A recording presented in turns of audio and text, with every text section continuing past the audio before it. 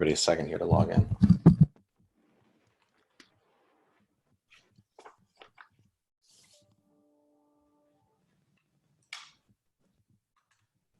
Okay, everybody, thank you for joining us.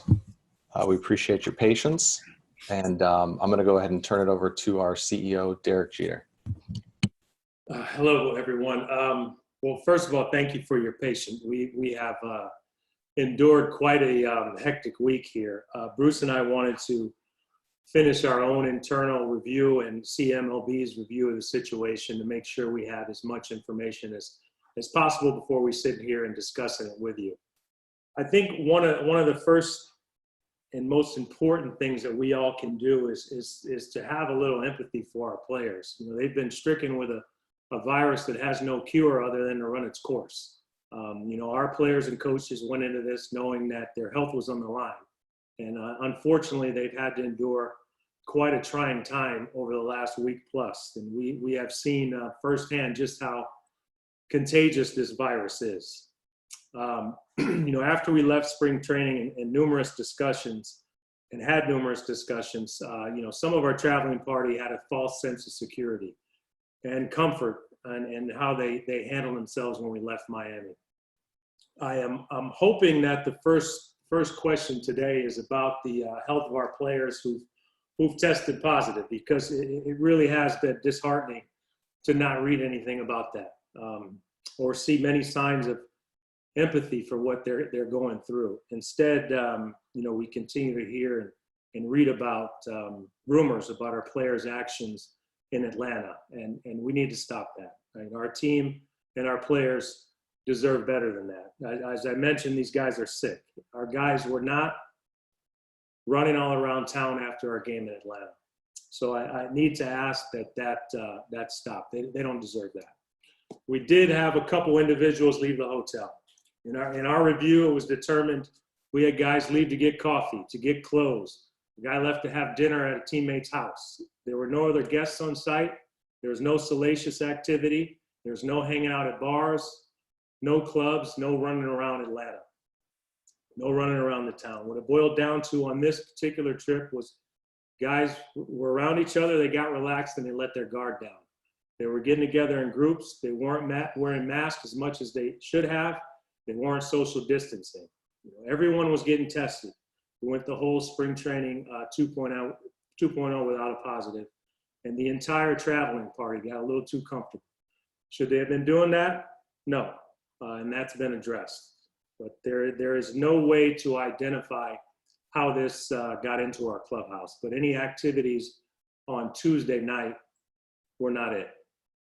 The entire traveling party is responsible for not following the protocols as is instructed. That includes coaches, staffs, and players. You know, everyone has seen the impact.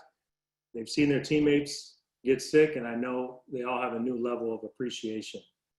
Hopefully, you know, this has been a wake-up call for everyone, not only on our team, but in the rest of baseball and sports in general. So having said that, we'll open it up, Jason, to any questions.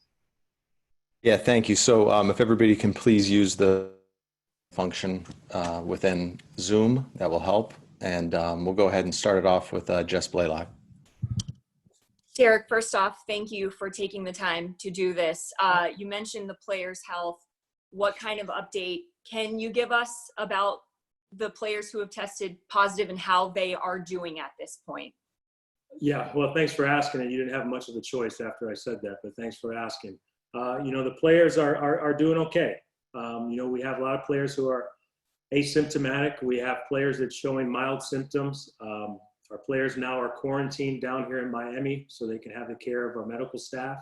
But they're doing well. It's been a rough, little more than a week now. And it's also been rough on the guys who haven't tested positive because look, we've all been up till 2, 3 o'clock in the morning waiting on test results and hopeful that no one else will test positive. So all things considered, I've checked in with our guys and all things considered, they're in good spirits, but we hope they get healthy and safe sooner rather than later. Jordan McPherson from the Herald. Yeah, hey Derek, again, like Jeff said, thanks for doing this. Can you walk us through Saturday the 26th, the morning of the third game against Philly? From when you guys found out about any sort of positive test to what MLB protocol was?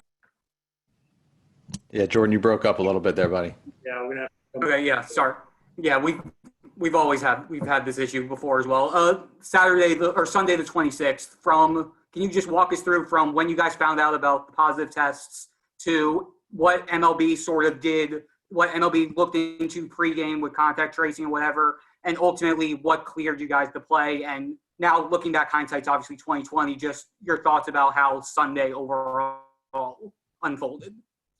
I think you started with Saturday, then it turned into Sunday. I think you're asking about Sunday's game in Philadelphia. Yes, How things transpire. correct. Like once again, we were notified. I believe, don't correct me on the exact time, but it's early in the morning, Sunday morning, of the other guys that had tested positive. So those guys never went to the ballpark in Philadelphia. I think there has been some reports or stories or things, people thinking that our players decided on their own to go out there and play on Sunday. That is not the case.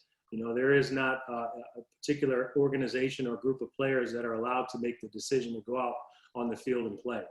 That was not the case. So, the league has the results. Our player organization was aware, the Phillies organization was aware, the joint committee was aware, and they decided to go out and play the game. Joe Fusaro? Hey, Derek. Yeah, I know before the team left, you had really, on the call, the first Zoom call you did with us, you noted the importance of everyone doing their part and being accountable. And obviously there were missteps. What's the message now, and what kind of protocols are they obviously I'd imagine even tighter, because certainly that can't happen again. What's kind of the message moving forward? And obviously it didn't go the way you guys anticipated. Yeah, well, I think first things first is what probably happened is there's a false sense of security, right? I mean, guys have been going through 3 weeks of spring training, like 4 weeks, and everyone had tested negative. They're all together, and they had a false sense of security. So they let their guard down. And look, as an organization, we had to pay the price, bottom line.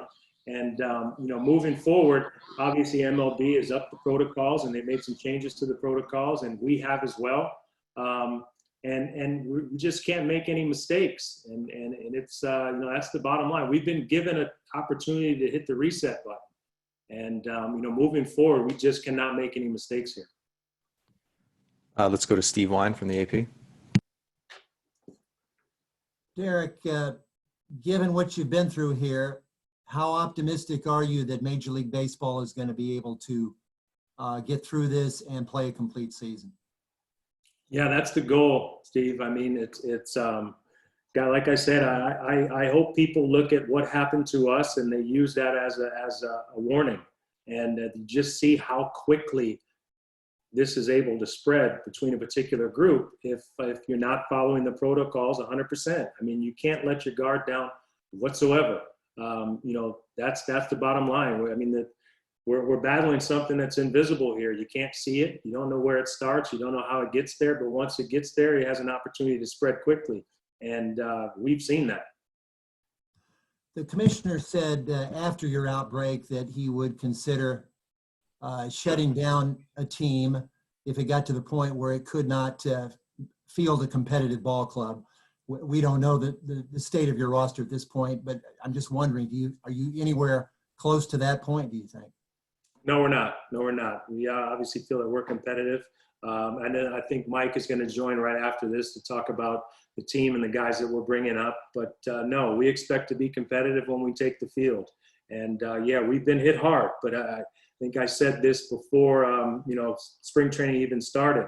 It's going to be a test on the depth of everyone's organization, because no different when guys get hurt during the course of the season, you're going to have others step in. But to have 18 players taken out at once is it's a challenge for us. But our guys are looking forward to the challenge, and they're ready to get back on the field. They had a workout yesterday, worked out today in Baltimore, and weather permitting, they'll be back on the field tomorrow. Next, we'll go to Craig Mish. Hey, Derek, thank you. Derek, do you feel after the conversations that were had before the season about being careful, and you mentioned all the negative tests prior to going on the road, do you feel like the players themselves let you down in any way? And do you feel like they let Major League Baseball down in what they did in any way? Thank you. I think it's more of they probably let themselves down, right? I mean, we have some guys who are sick. You know, you're seeing how quickly this is spreading, not just in our clubhouse, spreading across the country, across the world. And you know, this is not limited to a Miami Marlins situation. So I think, you know, obviously looking back, guys probably would have done a little bit better, right? They would have kept their masks on, they would have social distanced, but you know, like I said, we get a chance to reset and start all over again. And we're fortunate to be able to have that opportunity. But moving forward, I think, like I said, guys see how serious it is. They see how, you know, their teammates are sick. They see that their teammates aren't there. They see how awkward it is. And, you know, it's up to them that, you know, they have to take responsibility and they have to hold each other accountable. And it's not just the players. Like I said, it's our entire traveling party. Special guest from the other side of the country, Bill Shaken. Welcome.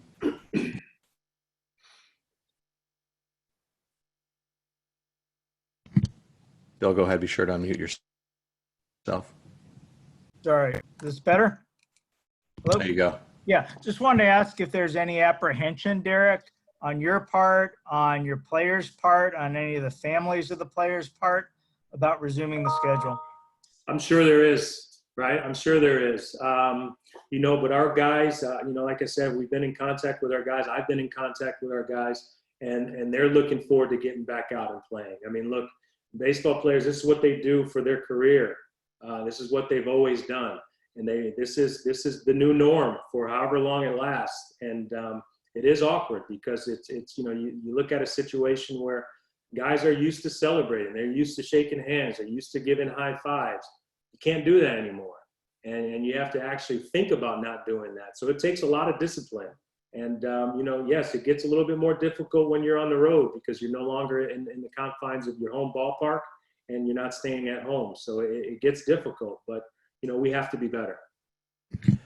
Let's go to Jose Rodriguez. Thank you. Derek, I wanted to ask you a little bit about your conversations with the players. What were their first thoughts? How preoccupied were they? Sorry about that. Whatever you can share from your communication with the players and the message that they said to you. Thank you. This is, communication since over the last week, prior to? Yeah, just throughout the whole process, how things have changed for them, how, you know, they have a little bit lived through this. Yeah, I mean, we've had multiple conversations, and you know, we talked about some of the things, accountability, and we talked about how there shouldn't be any finger pointing because we've made mistakes. We haven't been perfect, right? We have to be perfect moving forward. So we can't put blame on anyone. We just have to look in the mirror and see how we can be better. And, you know, this is something that, you know, is an issue that's top of mind for not just our organization, but every organization out there. You know, everyone has to be better. So our conversations have been open. They've been honest. We've had multiple conversations. We'll continue to have conversations. Next, we'll go to Brad Davis. Bradford. Remember to unmute yourself. Sorry about that. There we go. Hey, thank you guys. Thank you, Derek. I guess my question is, you know, do you believe that the protocols introduced, you know, for the season as written were sufficient in and of themselves for keeping players safe, assuming everyone followed them? Well, first, in our particular situation, we made mistakes, right? So it'd be kind of hard for me to sit here and say that the protocols weren't good because, you know, we made our own fair share of mistakes. I think that we are making adjustments as a league, making adjustments to the protocols as we are. So it would be unfair for me to say whether or not protocols are adequate, because I think if you follow the protocols, then you wouldn't have issues, and it's evident that we didn't follow all of them.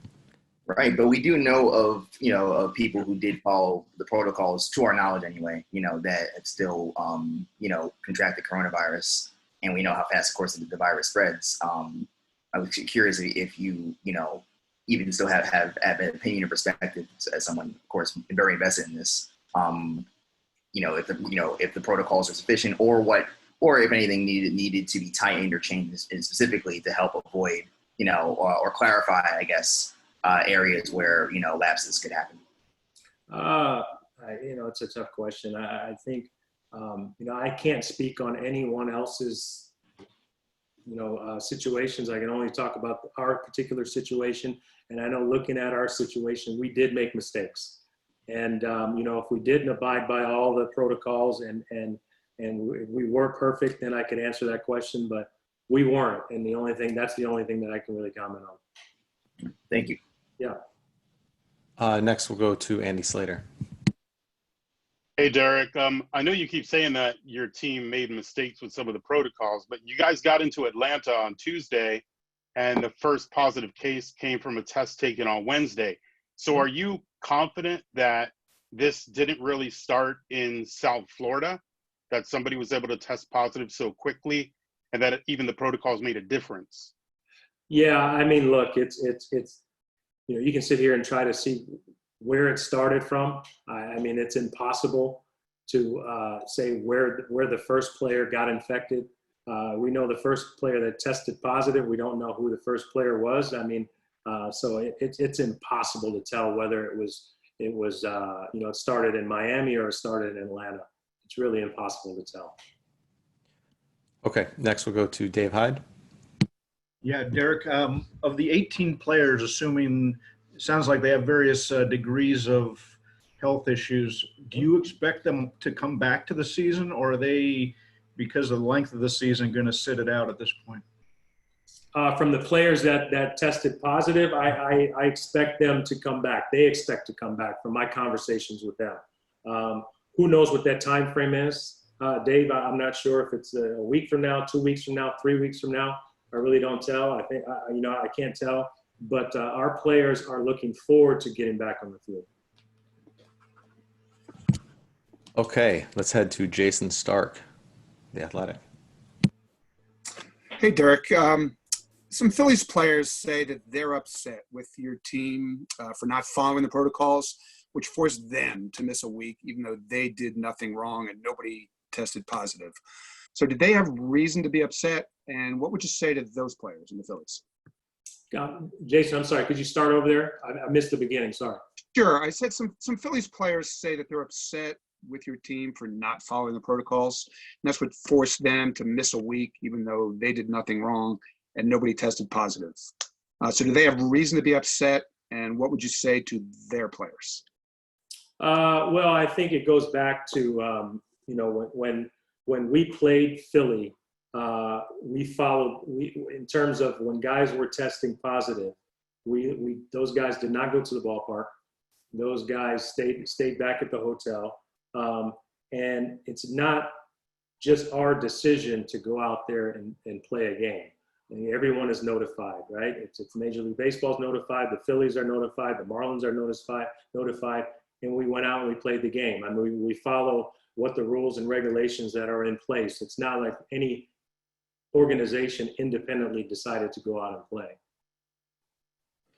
Well, just to follow up, I mean, right after that series, the next day, obviously the positive cases increased. So you had an outbreak on your team that was due to, as you've said many times during this session, them not following the protocols. So again, what would you say to the Phillies just about that aspect and what's resulted with their team as a direct result of that? Yeah, I mean, there's a lot of teams that are affected, right? And it's not just the Phillies. There's a lot of teams that are affected. You're seeing other teams being affected now, right? So it's something that you feel bad. I mean, the good thing you feel good about is no Phillies players have tested positive. So that makes us feel good. But in terms of how things have shaken out since then, look, I understand guys are probably upset because, you know, they've had to sit out as well. But this is something, it's an issue that, like I said, we're not the only team that is dealing with this. These are a lot of teams that are dealing with this. A lot of teams have, you know, players that have tested positive. You feel horrible. I feel horrible for our guys. I feel, like I said, I'm happy that no one from Philly, no players from Philly have tested positive. I think that's a good thing. But, you know, ultimately, you know, whether or not we play and what games are played and canceled are not up to us. Okay, let's head back to Steve Wine. There we go. Derek, Donnie was saying before the outbreak began that he feels a lot safer at home. That going on the road with all the wild cards involved is more difficult. Given that, how do you feel about this schedule that you have here for the next 10 days? Are you Yeah. discomfort with that? Any objection to it? That's what you've been given? No, I mean, we're in no position to make any objections, right? You know, look, it's just, we look at it as this is another challenge for us.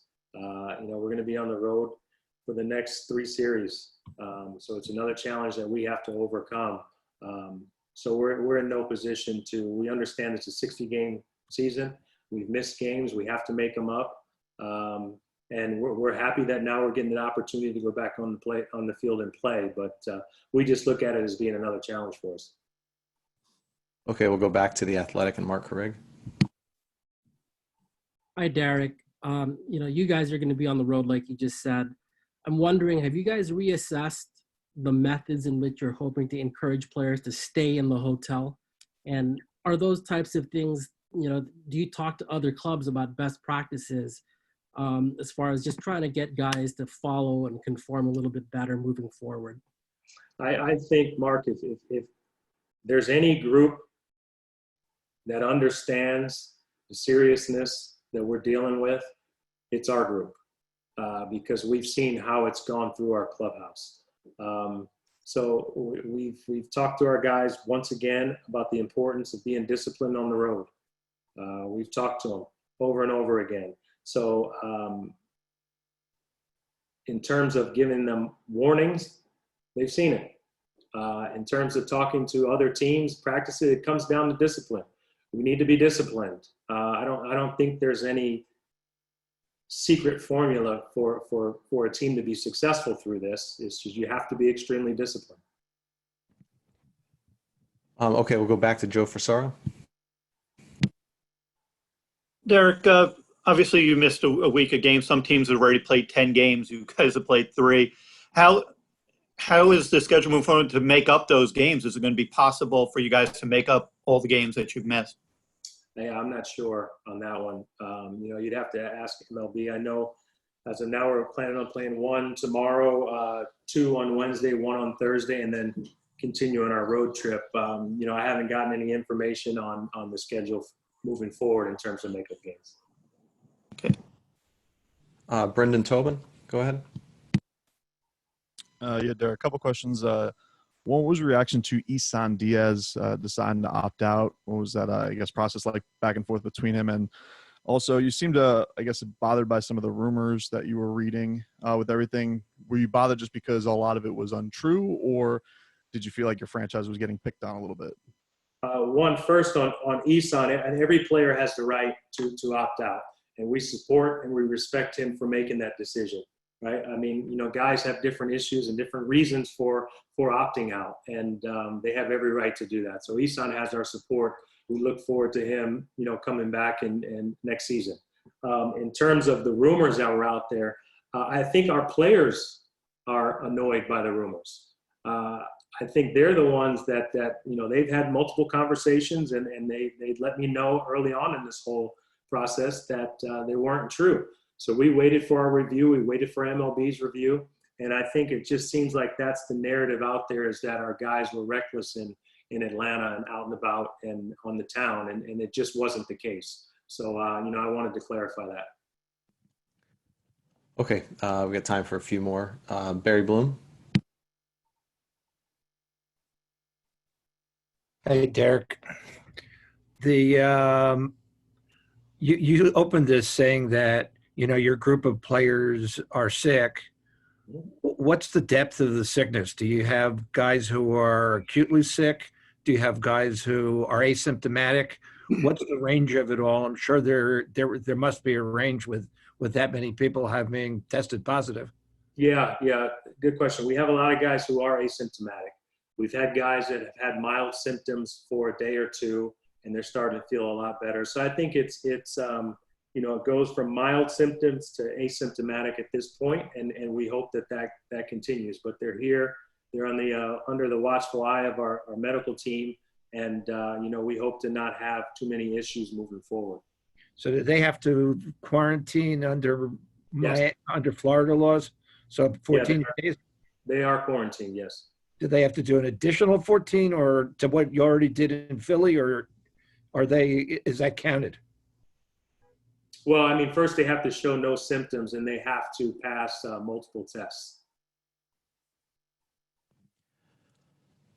Okay, let's just do a couple more here so we can get Mike Hill. Go ahead, Alfred. Hey, yes, Derek.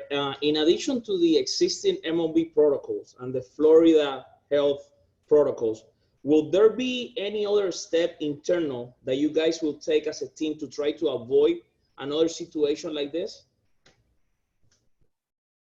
Yeah, we have, obviously the MLB has adjusted their health and safety protocols, and we have as well. I mean, there's going to be a compliance officer that we had scheduled to travel with us. MLB now implemented that throughout the entire league. I mean, there's numerous other rules that MLB is putting in place, whether it's necessary mask on flights, on buses, in the clubhouse. These are all things that we had talked about, and MLB is implementing them as well. Is there going to be any additional by like only specific you guys are creating this for the players, like only the Marlins would do this? I'm not sure. I'm not sure how far other teams are taking it, so I couldn't sit here and say we're doing this and 29 other teams aren't. Thank you. Okay, Kelly Sacco, and then we'll go to Bradford again. Hey, Derek, I know this is completely unprecedented, and I'm not sure if you ever went through anything like this as your time as a player, but how do you welcome over a dozen new teammates and form that bond and play together as a team? Yeah, that's a really good question, because not only do you welcome new teammates and try to develop a bond, you have to do it socially distanced. You have to do it where you can't really hang out and get to know guys as you normally would. So, that is a good question. It is difficult. You spend a lot of time together, but now you're spending a lot of time together and circumstances have completely changed. So you take that into consideration. Look, I mean, we are I guess the first team that has to deal with this. So it's probably a better question to ask a couple weeks from now. Okay, Bradford.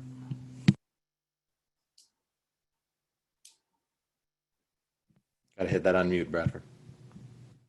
Sorry again. Did the Marlins decide on an infection control prevention coordinator? I'm sorry, can you say that again? Did the Marlins decide on an infection control prevention coordinator, ICPC? As it's, I think it's page 95, at least of the protocols that I have. I'm sorry, I didn't even catch that last part of that. Sorry. Did the Marlins decide on an infection control prevention coordinator, aka ICPC, for your team to help, I guess, comply with, mandated health and safety protocols? That was page 95 of the, of the, at least of the protocols that were released before the season started. Yes, we have. Yeah. And how'd you go about determining that within the team? Well, I mean, one, we touch bases with, our team doctor. We speak to the league about it as well. These are all protocols that we all have to follow. So yes, we have. And I guess my understanding is that it was that the person that would be this ICPC was, well trained in public health practice and in proper hygiene. Did you have someone, on staff already who had, that sort of background, or did you have to source it out elsewhere? Did we have someone on our staff prior to? No, we did not have someone on our staff. No. Okay. Well, thank you. Yep.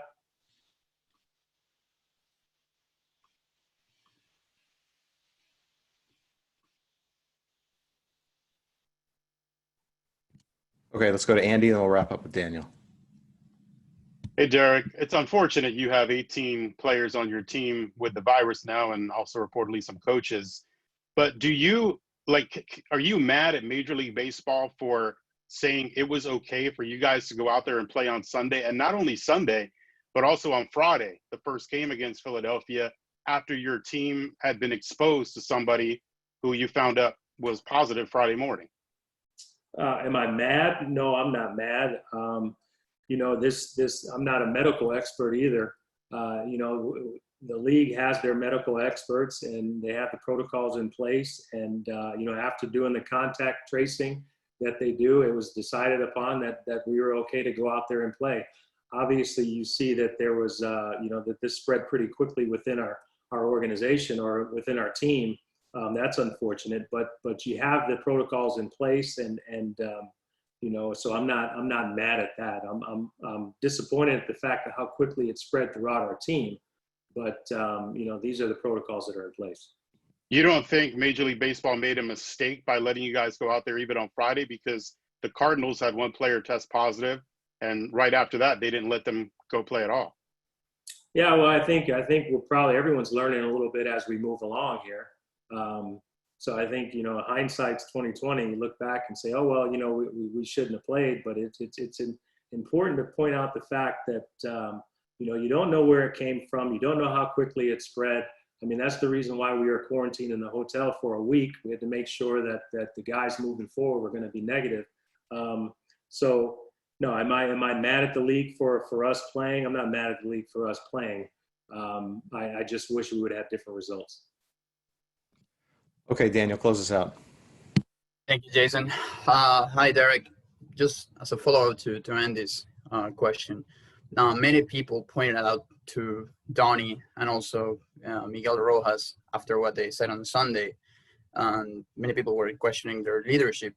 So what can you say about the support that you gave to those two guys in particular, and talk about their roles in the team and leadership, knowing that maybe it wasn't their fault? Well, I think one is no one's. I think everyone is trying to look for someone or something to blame, and there isn't one person or one thing to blame. I mean, this is a health crisis that we're all dealing with. It's a health crisis that not only our country is dealing with, but our world is dealing with. When you talk about Donnie and Miggy, Donnie's the manager of our team. Miggy is the leader of our team, and we have a job to do. Everyone has a job to do. That job is to go out there and to play baseball, and that's what these guys know, and that's what they went out there and they did. And it's been extremely disappointing, and it's been unfortunate that we've had so many people that have been infected with this virus, and you wouldn't wish that on anyone. You don't wish that on any other team. You don't wish that on any other person. But it's been unfortunate. And look, like I said before, our group, we have made mistakes. We weren't perfect.